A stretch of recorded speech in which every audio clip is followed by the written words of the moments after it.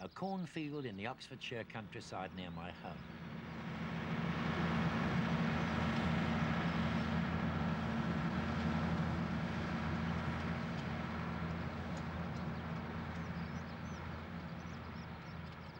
Sometimes these days it seems more polluted and noisy out here than it is in the town. What with all these modern, mechanised farming practices that are going on all around us, from sprays to grubbing up our hedges and even draining our marshes, it seems as if the countryside's becoming a pretty hostile place to live in. But at the same time, an awful lot of wildlife seems to be appearing in our towns. Now, many people put these ideas together and say, well, if the countryside's such a hostile place, surely, in fact, what's actually happening is the animals are actually running away from the countryside and ending up in our towns. But I'm afraid that really is mostly nonsense. If the animals are moving, it's almost certainly because their populations have actually increased out here in these areas, and they're extending their range as a result. Now, the reason a lot of wildlife is doing very well today is that since Victorian times, we've become more concerned about preserving and protecting it. A great example of this is the history over the last century of this beautiful bird, the great crested grebe.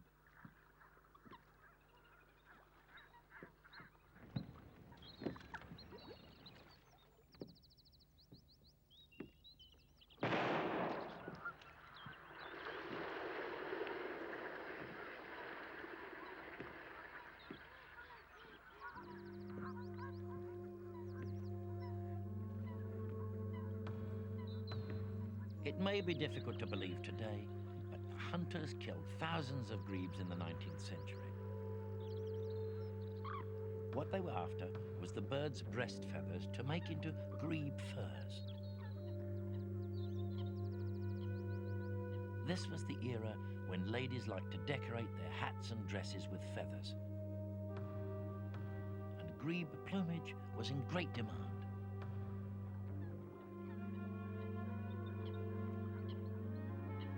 The grebe was almost driven to extinction, but not quite.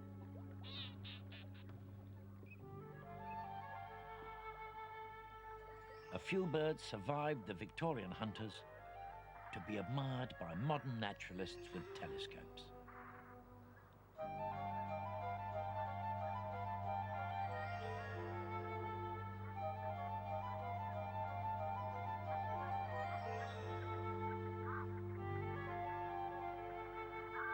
This is a lovely scene from the grebe's elaborate courtship display, which we can consider ourselves fortunate to see today.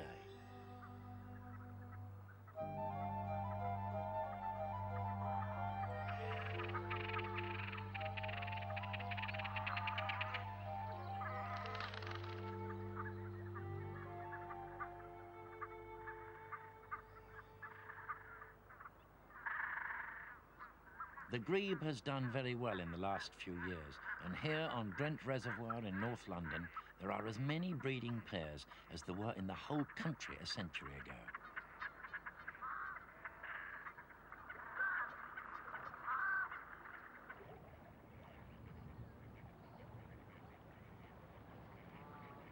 As the grebes have increased in number, they've moved further into town. Here's one with a fish caught in the Serpentine Lake in London's Hyde Park. It's taking the catch to its mate, who has hungry chicks to feed. Now watch this. The fish is offered head first by the parent bird to the chicks, which ride on its back.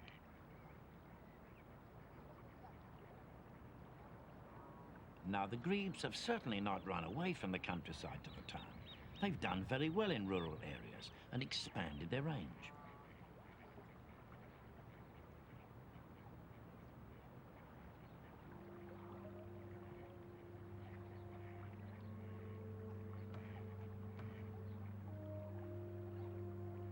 The parent birds also feed the chicks with feathers to provide them with roughage. It's the same plumage which almost drove the birds to extinction.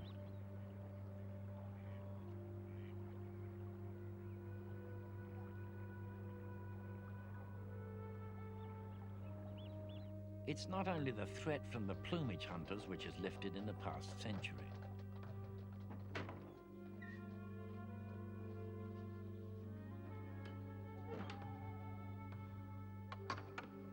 If you look at the old parish records in any part of the country, you'll find a chilling account of the scale of our past persecution of wildlife. Here are some entries for Plumstead, now part of South London. They show that a badger skin would fetch a shilling.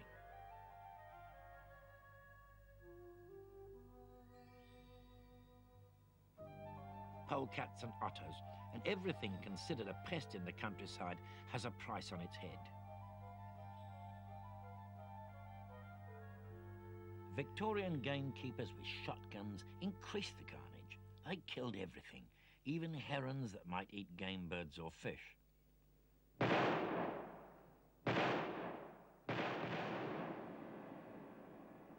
But this persecution abated with a decline in gamekeeping since the First World War. One very severely persecuted animal was the hedgehog. It will eat the eggs of pheasants. But since it's been hunted down less and less in rural areas, it has increased in numbers and has trotted into town.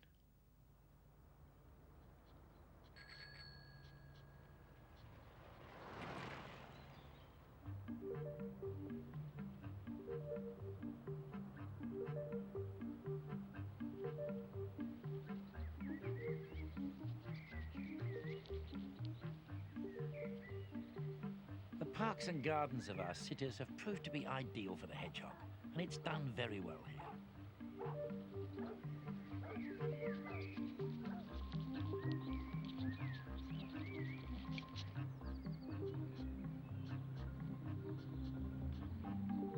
It's quite good at climbing fences, and it finds places to hibernate, and plenty of food in suburbia.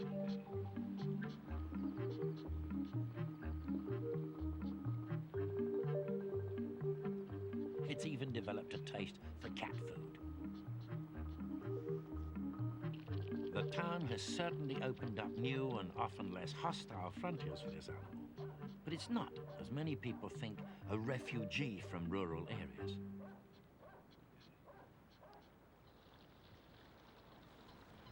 So a lot of wildlife is not so much running away from the countryside as actually recovering from past persecution.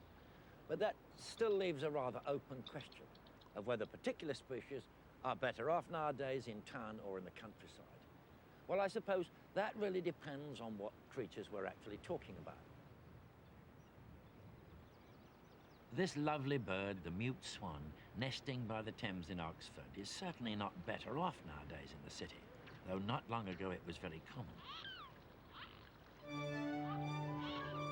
The decline of the mute swan is a particularly tragic story because it has such a long and colourful history living alongside man. The annual swan upping on the Thames is a survival from the days when the birds were owned by royalty and a few privileged people. Swans were kept almost like farm animals. They were allowed to breed in the wild and were rounded up each year by their owners.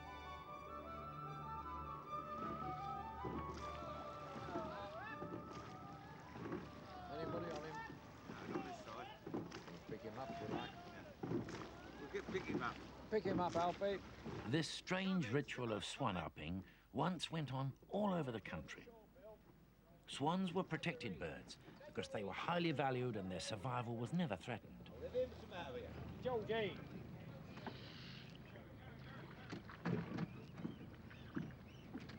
Signet, come in.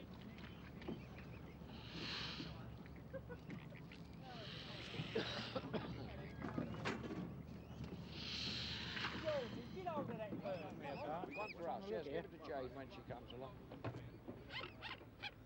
They were cared for because they were prized as food. Swans fetched a higher price per pound than any other bird. Cygnets were fattened for the table, and hundreds were eaten at royal banquets.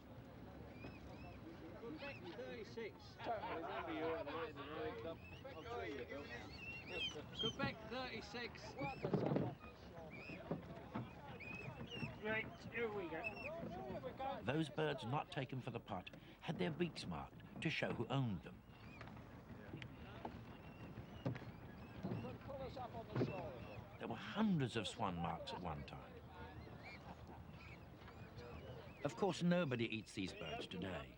Swan-upping is a colourful survival of an old ritual that has found a new purpose. The uppers hand over their catch to a research team from Oxford University. All right, go.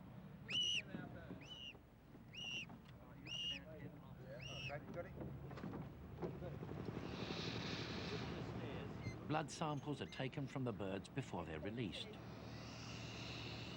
The research team, funded by the swan owners, has been trying to answer a very worrying question. Why are the birds disappearing from the river?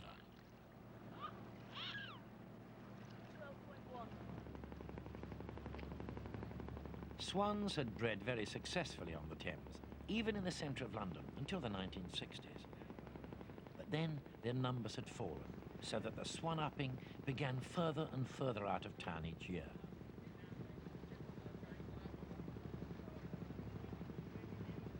What the research team discovered was that the swans were dying of lead poisoning, and the reason was the great rise in the popularity of angling. Swans were swallowing lead weights lost by anglers, and in heavily fished areas in our towns were dying out. Only the recent ban on lead weights could resolve this conflict between wildlife and a popular pastime.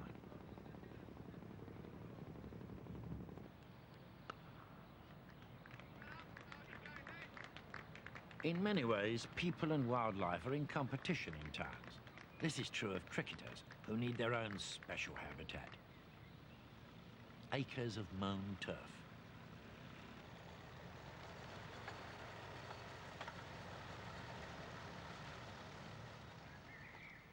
An overgrown area like this is useless to sportsmen and regarded as unsightly by many people.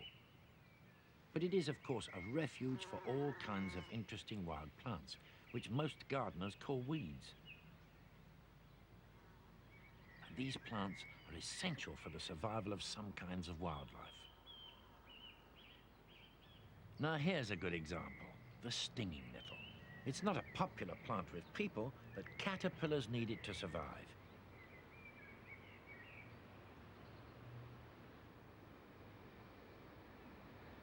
Without this food plant, you won't get certain lovely butterflies like the peacock and the small tortoiseshell.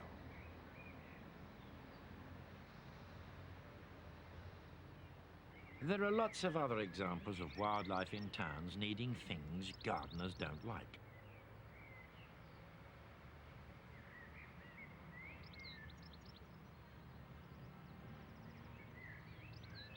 Goldfinches eat thistle seeds. But of course, we usually mow these plants down. So there are lots of conflicts when wildlife moves into the city. But not always because they find it hard to survive. When wildlife is really successful, it's liable to become a pest. That's what happened with Canada geese, which love our manicured parks. Canada geese keep their chicks in a communal creche, and the very aggressive adults see off any danger. These birds, which have been introduced from North America, are disliked by many park keepers because they crop the grass too close, leave a lot of droppings, and take over the territory of other birds. In many parks, their eggs are taken before they hatch.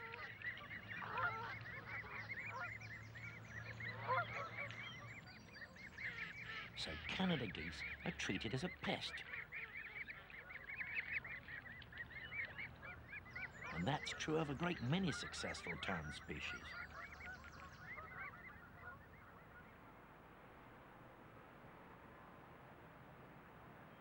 In late summer, Lord Nelson faces London's most spectacular wildlife invasion.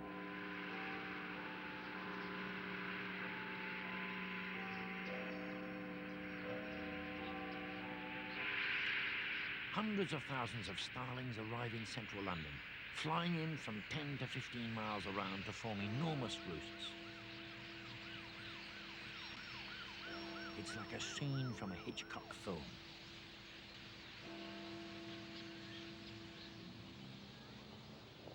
As the sun sets, park keepers in Leicester Square take air raid precautions. Starling droppings are the problem.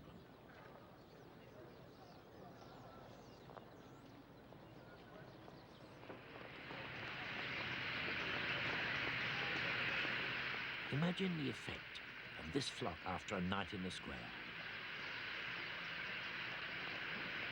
So they try to drive the birds away. Starling alarm calls are played.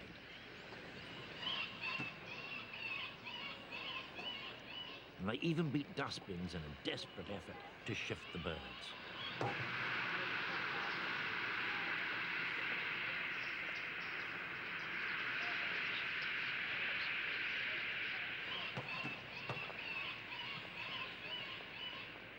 All this tub thumping may look pretty crazy, but you have to remember that cleaning up after the starlings costs Westminster Council thousands of pounds a year.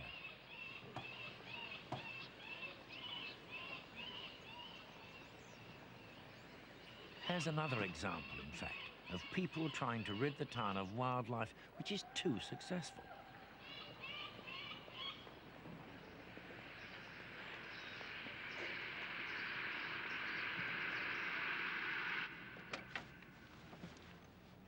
Hello, Peter. Of course, when we think about rats and mice and all the creatures pest controllers try to get rid of, there's an awful lot of unwanted wildlife in towns. Bevan House, Klein's House, Gilbert House. Yes, yes. Here, Peter Bateman of Rent-A-Kill is going into action against a really nasty invader.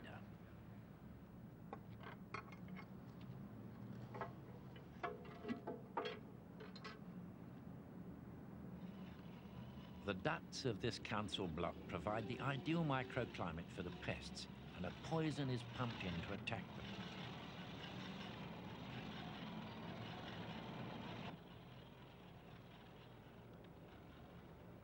These are Pharaoh's ants, a tropical species which thrives in the artificial warmth of centrally heated buildings. Peter Bateman explains. The curse of the Pharaohs. The Pharaoh's ant really turned up about 100 years ago and was not a major problem other than in one or two hospitals. But it's since developed very considerably. It's probably now in 20% of London hospitals.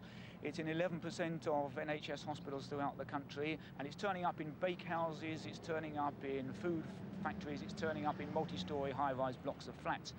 And one of the problems is that because of its very small size, it can get into things. Gets into sterile packs, gets into food, not above hopping into bed with the patients and getting into wounds. And because, unlike the garden ant, it doesn't necessarily just go for sweet food, it's a protein feeder, then it will get in among dirty dressings, sputum, blood, and so forth. And as it forages for food, in somewhere like a hospital or a food factory, it will carry around with it a lot of disease organisms. And all along, you will find that some form of creature will adapt itself to exploit man's environment. And there's this constant war, if you like, to keep one hop ahead of the pests that are threatening our food or our health or our property.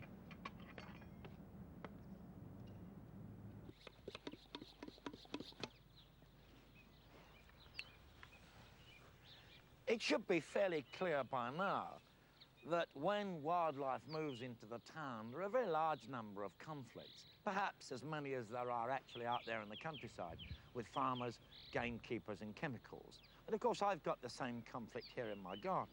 I've got a great deal of wildlife here, which of course I'm very fond of. But pests also come in and attack my plants. And then it's necessary for me to do something about it. And I think, providing I'm very careful, that doesn't really matter. Yet, there is a very lively movement amongst environmentalists and conservationists who are trying to persuade us that we should turn our gardens, like mine, into small nature reserves.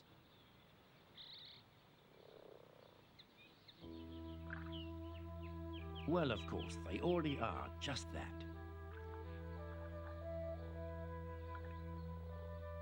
Frogs and newts and all kinds of creatures will colonize your average suburban garden, even though it's not designed to encourage wildlife.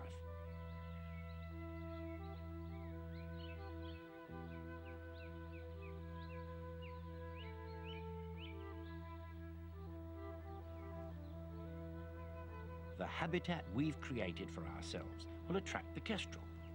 And in my garden, even wood mice, which come into the summer house.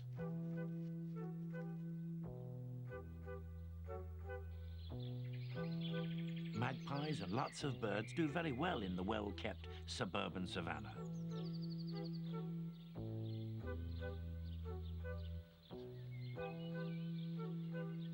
The old hedgehog likes it too. I didn't have to invite him here. When he felt like it, he just dropped in.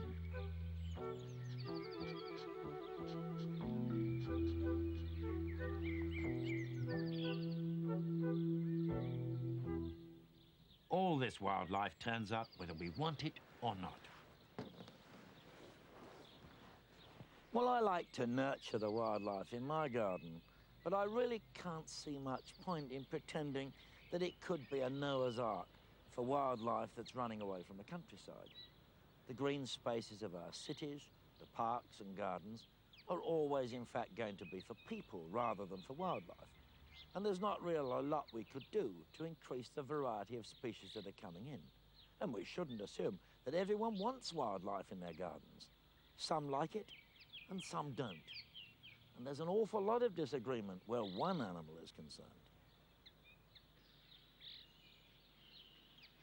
The fox has had a very mixed reception in town.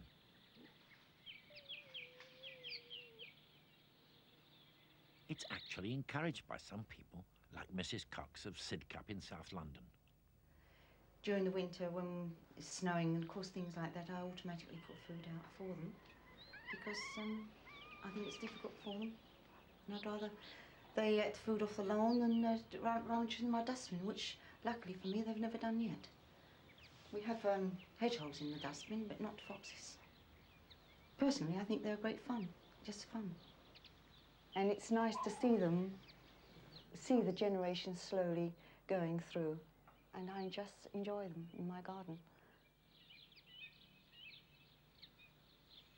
When it goes a couple of doors down, the old fox gets a very different reception from Mrs. Kerbait.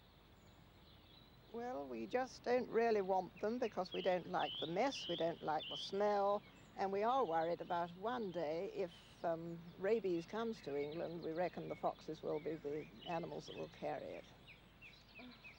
Again. Dear, dear. If they're going to do this all over the suburbs, well, I just don't think it's a nice idea at all. Country animals should go back to the country.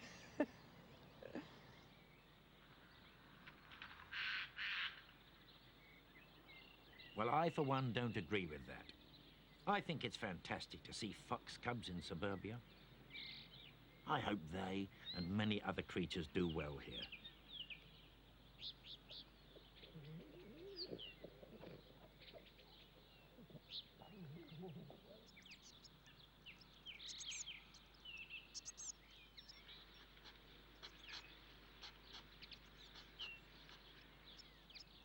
What we've learned on this city safari is that, though it may not be running away from the countryside, a great deal of wildlife has done very well in our towns, whether we want it or not.